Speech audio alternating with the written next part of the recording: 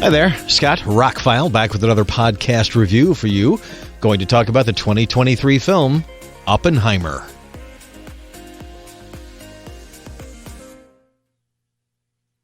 To say I was looking forward to this is an understatement because I'm a Christopher Nolan fan. I don't love every single Christopher Nolan movie, but I think his movies are better made than most of the movies out there, whether you like it or not when it's over.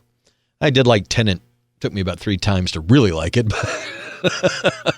And a few of his other movies didn't land on me perfectly, but things like Interstellar I love, the Dark Knight trilogy, I love the first 2, that kind of stuff. Anyway, if you have not seen it yet, the short version is this is probably the best film of the year. I don't think anything's going to come out in the rest of this month.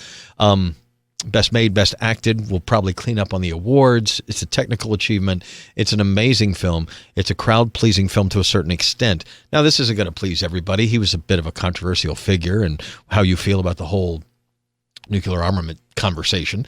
In the end, he believed that he probably started a chain reaction that could destroy the world, and we have yet to prove him right or wrong yet. Anyway, short version is I was blown away by the movie. I expected a great movie, and when it was over, I said, this is the best picture. This is the best film I've seen this year.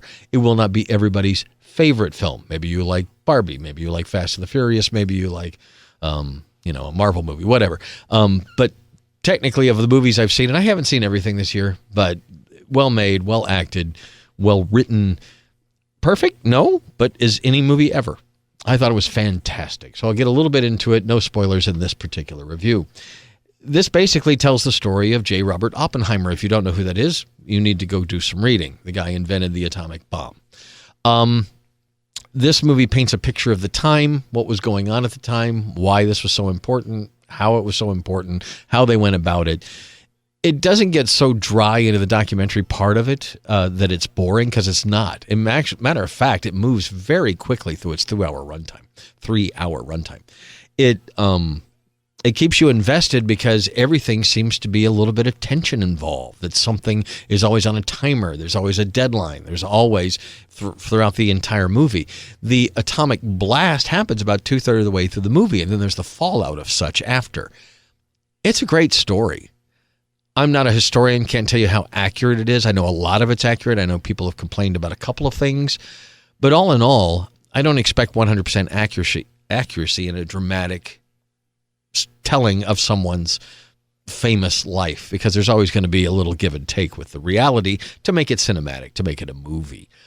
And I think he hit most of the high points, at least what I know about Oppenheimer's life, what led him to do the things he did, and what led him to believe what he believed after. The cast is incredible. Cillian Murphy disappears into the role. He is one of our greatest actors anyway. He was J. Oppenheimer. I blown away. Emily Blunt, Matt Damon, Robert Downey Jr., Florence Pugh, Josh Hartnett, Casey Affleck, Rami Malek, Kenneth Branagh, and the list goes on and on and on. Had a $100 million budget, went on to make almost $1 billion, $950 million at the close. Just came out on Blu-ray and 4K. Best Buy had a nice steelbook that sold out, and people are selling it for hundreds of dollars. It's probably one of the best 4Ks of the year as well. On the 4K disc, which is different than the streaming, by the way, and I did not watch it streaming, but I did check it out. It changes aspect ratios for the IMAX footage. Not all movies that we get at home do that. This one does. He films certain scenes in IMAX. It goes to full frame during those scenes and then switches back to a more 2.20 widescreen image for most of the movie. But there's a lot of IMAX stuff in there. And when it switched back and forth, you couldn't tell. I have some early of the movies that switch back and forth, and it's not done quite as well. Some of the early Marvel movies did that. But this one, it switches back and forth. I didn't even, the bars went away, and now they're back. When it changed, I didn't really notice it. It's such a flawless transfer. The soundtrack is great. There were some people in the forum complaining that it didn't have Atmos or DTS-X. Well, he doesn't do object-based soundtracks yet. He has not. Other people, I think, have tried to adapt his movies, but he does not. He turns in a pretty standard 5.1 or 7.1 mix. It sounds great. It's really loud, actually. I didn't have the problems that a lot of people complain about his movies, like you can't hear the dialogue. I heard the dialogue just fine through the whole movie. There were a few parts that got really, really loud. There's a kind of a montage going on where people are stamping their feet on a gym room floor, and it dum, and it's in the background as things build, and it kind of gets louder and louder. And it got pretty deafening where I had to turn it down. That was louder than like the atomic explosion.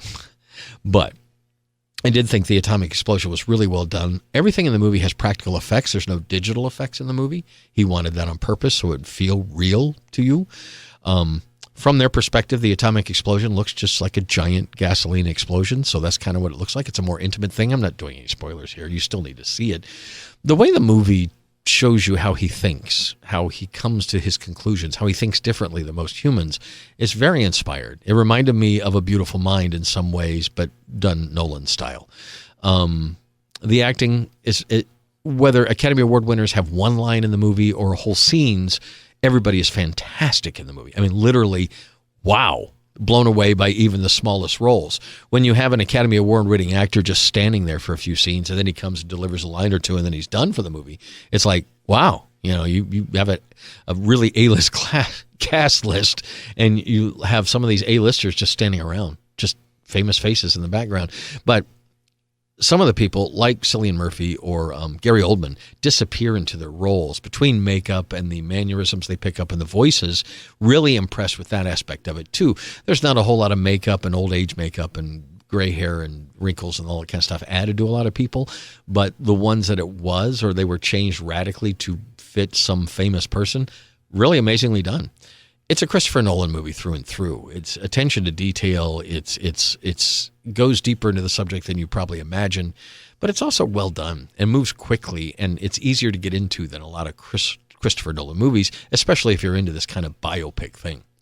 So whether you think it's the greatest movie of the year or just one of the best movies of the year, I think most people would get something out of it.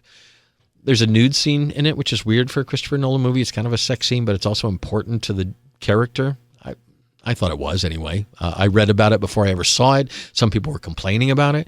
And then after it happened, I'm like, well, it makes sense for the two characters anyway. I didn't think it was put in there for any gratuitous reasons. And if you're going to have a nude scene, why put Florence Pugh in it? She's a great actress, but I don't ever need to see her naked. Just, she's a great actress. Anyway, I really have no complaints about the film. Even the 3-hour length, I have watched a few other 3-hour movies recently, and this one felt much, much faster. It moves quicker. It moves from scene to scene, from story bit to story bit.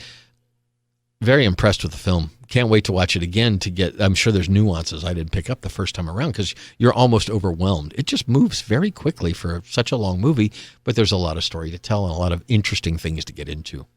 Now, Christopher Nolan knocked this one out of the park. It's one of his better movies. It's up there with Dunkirk and some of the others that are more crowd-pleasing movies than some of his more cerebral stuff like Interstellar or Tenet. This is something that everybody can enjoy, but if you're smart, you get the nuances and the references and all that kind of stuff. And if you just want a movie to watch it that's a biopic, it's interesting, and it moves fast, and you'll learn something. So I got to say, Oppenheimer, so far, probably my best film of the year. And may not be yours, but you'll still think it's probably a great movie when you watch it. I would pick up a copy, or at least rent it, Redbox it, stream it, whatever. It's definitely worthy. It's a good flick. And that's why it made almost $1 billion. It's a 3-hour talkie movie. Made almost $1 billion. I'm not the only one who likes it. Oppenheimer, it's available now. Go with the 4K. Looks amazing. Sounds great. Scott, ROCKFILE, another podcast review for you. Sorry there were no spoilers, or I danced around them a little bit. I have some more reviews coming up. I watched the first Lara Croft Tomb Raider. Was expecting it to be better. That'll be the next review. Get ready for that. Anyway, Oppenheimer, pick it up. It's one of the best movies of the year. Scott, I'm ROCKFILE. My links are below. Have a spectacular day, and thank you for listening to a podcast.